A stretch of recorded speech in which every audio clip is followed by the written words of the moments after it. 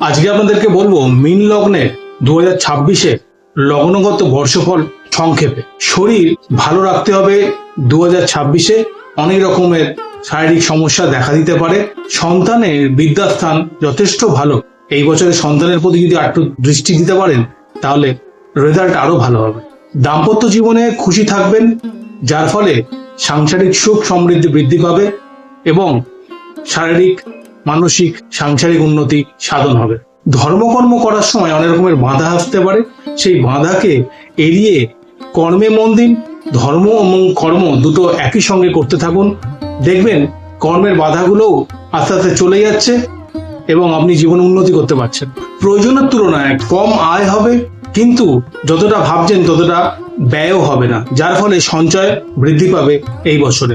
উচ্চ পদের যারা অভিলাষী, যারা যে কোনো জায়গায়, সে চাকরির ক্ষেত্রে হোক, রাজনৈতিক দিক থেকে হোক বা পড়াশোনার দিক থেকে হোক, যদি আপনারা চান যে উন্নতি করতে চান জীবনে, তাহলে এই বছরে আপনারা সেই সুযোগ অবশ্যই পাবেন।